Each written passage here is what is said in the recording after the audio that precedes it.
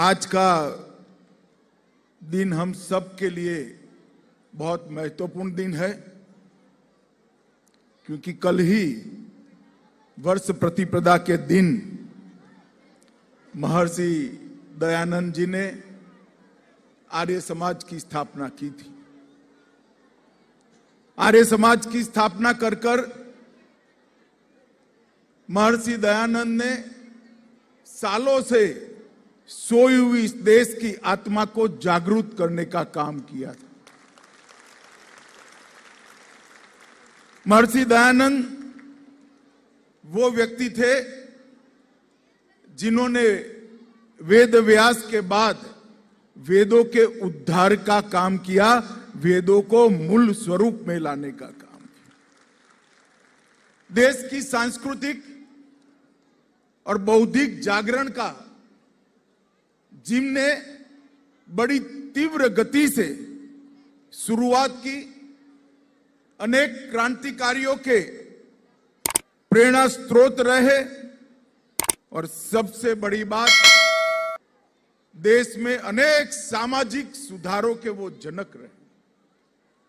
और महर्षि दयानंद जी का इस देश पर, ये पूरी सृष्टि पर युगों युगों तक उपकार रहेगा कि उन्होंने आर्य समाज की स्थापना कर कर अपने विचारों को और कार्यों को स्थायित्व देने का काम किया।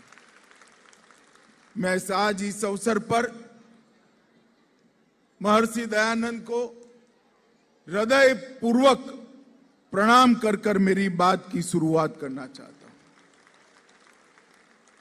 आज के परिदृश्य के पृष्ठभूमि में देखें तो आजादी के अमृत महोत्सव को हम लोग मना रहे हैं।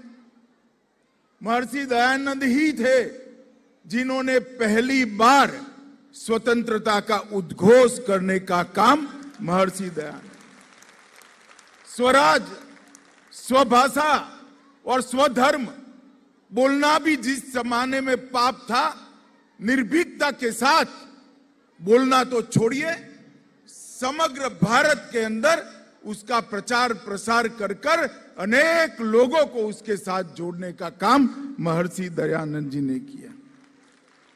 महर्षि दयानंद जी की 200वीं जन्म जयंती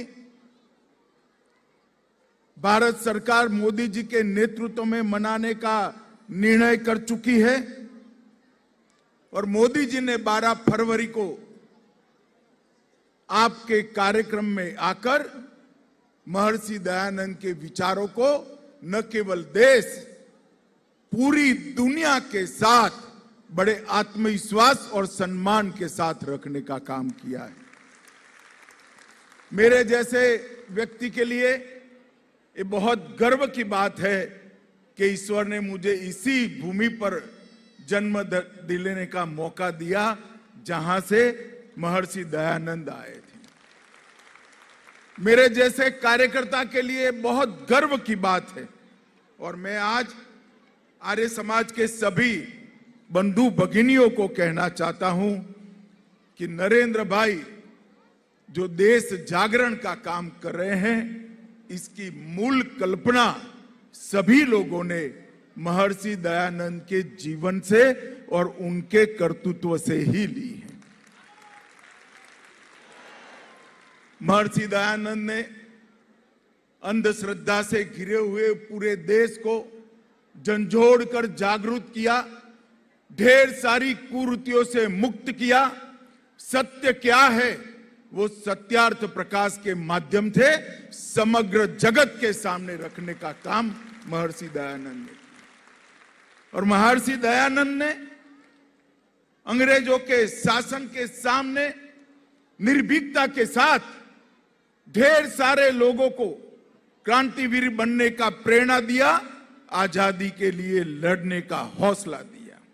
और महर्षि दयानंद ने आर्य समाज के रूप में एक ऐसी परंपरा की स्थापना की जो सालों सालों तक भारत की उन्नति का और हमारे धर्म के सभी उच्च विचारों का न केवल भारत, जगत के कल्याण के लिए कारण बनने वाला है। मैं फिर से एक बार बहुत हृदय से महर्षि दयानंद जी को प्रणाम कर कर वो तेज पुंज से आशीर्वाद मांगकर अपनी बात को आगे बढ़ाना चाहता हूं। मित्रों, महर्षि दयानंद की 200वीं जयंती के साथ साथ आने वाले 2 सालों में एक कार्यक्रम चलने वाला है। उसी वक्त 2025 में आर्य समाज के 150 साल समाप्त होंगे। ये पूरे देश के लिए और दुनिया भर में रहने वाले हर भारतीय के लिए बड़े गर्व का पल और गर्व का दिन होगा। मैं आज पूर्वोत्तर में मैं बहुत घुमा हूं, मगर आज जिस शुद्ध उच्चारण के साथ पूर्वोत्तर की ट्राइब के बच्चे वेदों के मंत्रोच्चारों के साथ यज्ञ में आहुति दे रहे थे, वो देखकर मन को परम शांति। इतने घनघोर अंधेरे के अंदर जैसे बिजली एक आशा का संचार करती है, इसी प्रकार की वो घटना थी। मैं यज्ञ में मैं भी आहुति कर रहा था, मगर मेरा संपूर्ण ध्यान बच्चों के उद्गार और उनके तेजोमय मुखाकृति पर। ये परिवर्तन केवल और केवल आर्य समाज ही कर सकता है, क्योंकि आर्य समाज पूर्वोत्तर के वनवासी क्षेत्रों में शिक्षा क्रांति यज्ञ का एक उद्घोष महर्षि दयानंद के विचारों से कर रहा है। आज यहां पर आपने रिश्ते बचाइए देश बचाइए इसको आगे ले जाने का निर्णय किया है। प्राकृतिक खेती को, प्राकृतिक कृषि को अपनाया है। प्राकृतिक कृषि से न केवल पृथ्वी और मिट्टी का कल्याण होने वाला है, गौ माता के संरक्षण और संवर्धन से पूरी दुनिया का भी कल्याण होने वाला है। और मैं आचार्य जी को विशेष बधाई देना चाहता हूं। जिस तन्मयता के साथ और जिस जुनून के साथ आचार्य जी ने प्राकृतिक खेती के आंदोलन को पूरे देश भर के अंदर चलाया है, और मोदी जी ने भी आचार्य जी के इस आंदोलन को सरकार की ओर से पूरा समर्थन कर लाखों किसानों को आज यूरिया और डीएपी से मुक्त कर पृथ्वी माता को फिर से एक बार गुणवत्ता से सभर बनाना और मानव शरीर को रोगों से मुक्त करने का अभियान चला है। नशा के खिलाफ आपकी लड़ाई बहुत समयोचित है। ये लड़ाई से भी बहुत बड़ा फायदा होने वाला है।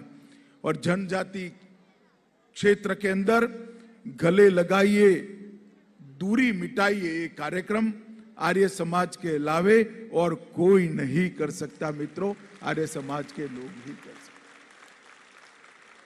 आज सबसे ज्यादा जरूरत है तो वनवासी क्षेत्र के अंदर हमारे जो बंधु भगिनी है उनके साथ जाना है, उनके जीवन के अंदर हमारे मूल सिद्धांतों का प्रकाश उनके जीवन के अंदर फिर से एक बार लाने का काम करना है।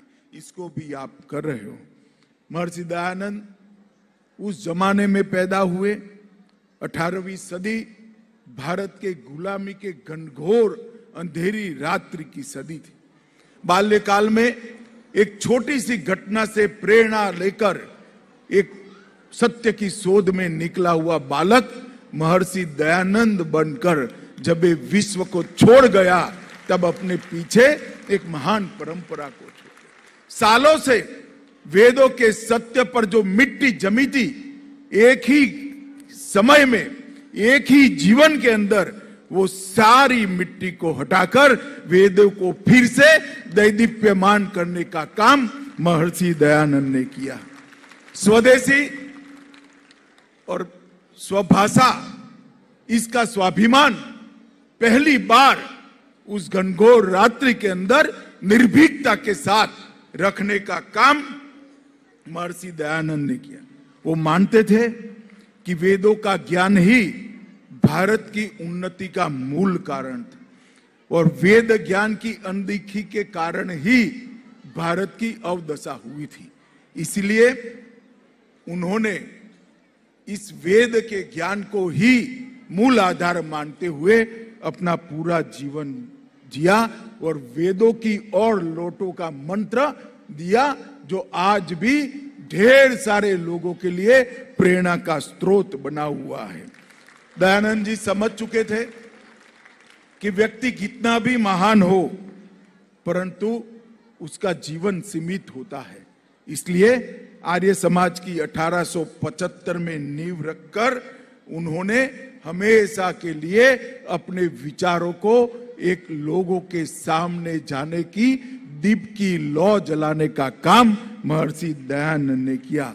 1875 से 1883 तक के कालखंड के अंदर आर्य समाज उसी वक्त वटवृक्ष बन चुका था और उनके जाने के पश्चात भी लाखों प्रतिभावान शिष्यों ने एक काम को आगे बढ़ाया। स्वामी श्रद्धानंद, महात्मा हंसराज, पंडित गुरुदत्त, लाला लाजपत राय, इन्होंने उस जमाने में इस देश के युवाओं को और इस देश के चाहने वाले सभी लोगों को देशभक्ति और स्वभाषा और स्वधर्म का संस्कार देने का काम बहुत अच्छे तरीके से किया। अफगानिस्तान से लेकर बगदाद तक और तत्कालीन रंगून से लेकर जम्मू कश्मीर और गुजरात तक आर्य समाज को पहुंचाने का काम इन महान विभूतों ने किया। मित्रों, आजादी का आंदोलन का इतिहास अगर कोई भी व्यक्ति लिखना चाहे, मैं भी इतिहास का विद्यार्थी हूं, अगर आजादी के आंदोलन का इतिहास कोई लिखने बैठे और इसमें आर्य समाज का योगदान भूल जाए तो वो अज्ञानी ही माना जाएगा। आजादी का इतिहास आर्य समाज के योगदान का उल्लेख करे बगैर हमेशा के लिए अनेक सारे क्रांतिकारियों का निर्मिति का काम आर्य समाज की गुरुकुल की श्रृंखलाओं ने किया। आर्य समाज के गुरुकुल, डीवीई, डीएवी और अनेक शिक्षा संस्थानों ने अंग्रेजी सरकार के विरुद्ध लोगों को, बच्चों को, युवाओं को, किशोरों को तैयार करने का केंद्र बनकर रहे और असहयोग आंदोलन में भी लाला लाजपत राय और स्वामी श्रद्धानंद ने बहुत बड़ी भूमिका निभाई। मित्रों, आर्य समाज ने बंग भंग का भी पुरजोर विरोध किया। स्वामी श्रद्धानंद के नेतृत्व में हजारों आर्य समाज के अनुयायी बंग भंग का विरोध करने के लिए समग्र देश भर से बंगाल पहुंचे। हैदराबाद मुक्ति संग्राम और गोवा मुक्ति संग्राम में भी आर्य समाज ही सबसे पहला झंडा लेकर आगे निकला। मैंने हैदराबाद मुक्ति संग्राम, दीव दमन और गोवा के मुक्ति संग्राम की सारे इतिहास को गृह मंत्रालय की ओर से संकलित करने की पहल की। ये कार्य अभी चल रहा है, मगर जितना भी कार्य ढूंढते हैं उसको संकलित करते हैं, इसको पढ़ते हैं, तो उसकी शुरुआत किसी न किसी महर्षि दयानंद के अनुयायी ने की। ये बहुत बड़ी उपलब्धि है आर्य समाज की। 1937 में निजाम ने आर्य समाज की वार्षिक बैठकों पर जब रोक लगाई, उसका भी डटकर सामना किया गया। महात्मा नारायण स्वामी के निर्देशों के तहत सत्याग्रह आंदोलन भी करना गया और धर्मांतर की निजाम की नीतियों का भी खुलकर विरोध करने का काम आर्य समाज ने किया। मित्रों, 1857 की क्रांति की विफलता के बाद एक प्रकार से पूरा देश बिखर गया था। लगता था कालों कालों तक, सदियों तक हम गुलाम रहेंगे और देखते देखते 90 साल के अब अल्पकाल के अंदर हमारा देश स्वतंत्र हो गया। और उस वक्त महर्षि दयानंद ने इस बात को दूर से देख लिया था कि इस देश की एक भाषा तय करनी पड़ेगी, संपर्क भाषा बढ़ानी पड़ेगी। इसीलिए जैसे आचार्य जी ने कहा, इन्होंने बोला भी हिंदी में, इन्होंने लिखा भी हिंदी में और उन्होंने जिया भी हिंदी। संस्कृत के पंडित होने के बावजूद, मातृभाषा गुजराती होने के बावजूद सारे सिद्धांतों को हिंदी में समाहित कर रखना वो महामानव की दूरदर्शिता थी कि इस देश को बनाए रखने के लिए एक संपर्क भाषा की जरूरत पड़ेगी। आज जब भी आप लोग भी कल से करिएगा, जब भी मैं किसी को नमस्ते करता हूं तो महर्षि दयानंद को जरूर याद करता हूं।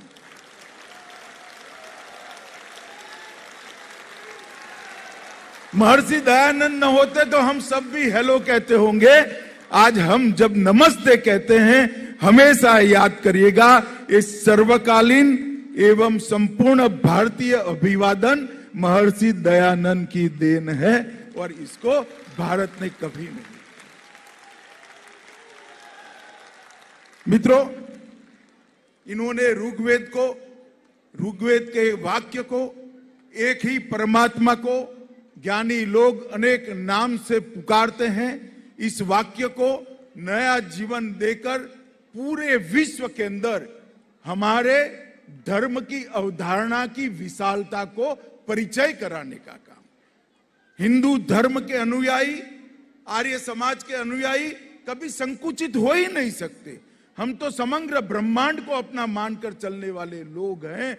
ईश्वर को अनेक रूप से देखने वाले सभी लोग एक ही दिशा में जाते हैं। ये वाक्य को महर्षि दयानंद ने पूरे दुनिया के अंदर पहुंचाया।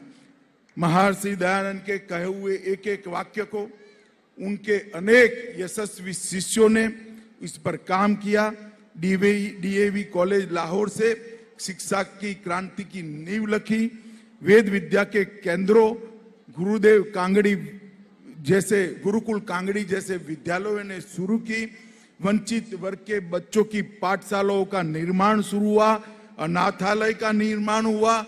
महिला शिक्षा का काम शुरू हुआ। विधवाओं के लिए महिला आश्रम का निर्माण भी हुआ और विधवा विवाह का भी समर्थन आर्य समाज ने उस वर्ष में किया। ये ढेर सारे काम एक जीवन के अंदर करना, इसकी कल्पना करना भी असंभव। एक व्यक्ति अपने इतने से अल्प जीवन के अंदर इतने सारे आयामों को कैसे छू सकता है, और ऐसे अनुयायियों की फौज खड़ी करना जो उनके जाने के बाद, उनके जन्म के 200 दिन के बाद ये दिल्ली का पूरा सभागार और समग्र विश्व में आर्य समाज आज दयानंद के प्रति कृतज्ञता के भाव के साथ, और ये पूरा देश, और जब विश्व के समझ में आएगा तब पूरा विश्व महर्षि दयानंद के प्रति युगों तक कृतज्ञता के भाव से रहेगा, ऋण स्वीकार के भाव से रहेगा। इसमें मेरे जैसे लोगों को कोई दुविधा नहीं।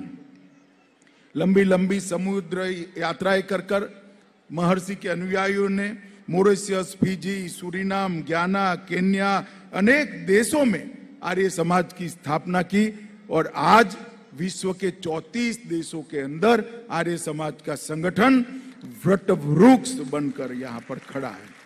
मित्रों, मैं आज यहां आया हूं तब आप लोगों को ये जरूर कहना चाहता हूं, आर्य समाज के काम को भी एक नई गति देने की जरूरत है। दिशा न बदले मगर गति बढ़ाने की जरूरत है। हम दाएं बाएं दिशा न बदले परंतु व्याप्तता बढ़ाने की जरूरत है। गति और व्याप्तता दोनों और बढ़ाकर हमें आगे बढ़ना पड़ेगा, तभी देश के सामने आज की जो चुनौतियां हैं उसका हम सामना कर पाएंगे। वेद का ज्ञान, स्वभाषा, हमारी संस्कृति, शिक्षा के मूल सिद्धांत, तैत्तिरीय उपनिषद के सिद्धांतों के आधार पर शिक्षा, अंधविश्वास का उन्मूलन, सामाजिक कुरीतियों का विरोध, स्वदेशी, हर विषय पर अगर कोई काम कर सकता है तो आर्य समाज ही कर सकता है। और उस समय जितनी जरूरत थी उतनी ही जरूरत आज भी महसूस होती है। और अब आज एक बहुत बड़ा हमारे लिए आशा का किरण ये है कि देश में नरेंद्र मोदी जी के नेतृत्व में सरकार चल रही है। अब सरकार के सारे कार्यकलापों को महामहिम राज्यपाल जी ने बताया। आप बारीकी से देखेंगे तो सरकार की सारे इनिशिएटिव ये आर्य समाज के मूल। स्वभाषा की बात करना आर्य समाज की ही बात है। समृद्ध राष्ट्र की कल्पना करना आर्य समाज की ही बात है। दुनिया में देश का सम्मान बढ़ाना आर्य समाज की ही बात है। योग और आयुर्वेद को पुनर्जीवित करना, ये हमारी स्व संस्कृति की ओर लौटने की आर्य समाज की ही बात है। ढेर सारी चीजों को आज सरकार पुरस्कृत कर रही है, सरकार इसको गति दे रही है और सरकार इसके साथ योजना। मैं तो आज आर्य समाज का आह्वान करना चाहता हूं कि सारी चीजों के लिए आप भी जुड़ जाइए, गति को बढ़ाइए। आर्य समाज के काम को हर युवा तक पहुंचाने के लिए हम आगे बढ़े। ये मौका है 150वां साल आर्य समाज की स्थापना का और 200वां जन्म जयंती महर्षि दयानंद का, ये फिर से एक बार द्रुत गति से आगे बढ़ने को लिए हर आर्य ने अपने आप को, बंधु भगिनी ने अपने आप को दयानंद जी के लक्ष्य को पुनर्समर्पित करने का साल है। यहीं से एक नई ऊर्जा के साथ आगे बढ़े, यही मेरा आप सबसे अभ्यर्थना है। आप लोगों से मिलने की बहुत इच्छा थी, आचार्य जी और स्वागत समिति ने मुझे बुलाया। मैं हमेशा आपका ऋणी रहूंगा और महर्षि दयानंद के विचारों के प्रचार प्रसार के लिए मेरे जीवन के अंत तक जो भी करना पड़े करने के लिए मैं हमेशा उपलब्ध रहूंगा। आप सभी को प्रणाम, नमस्कार।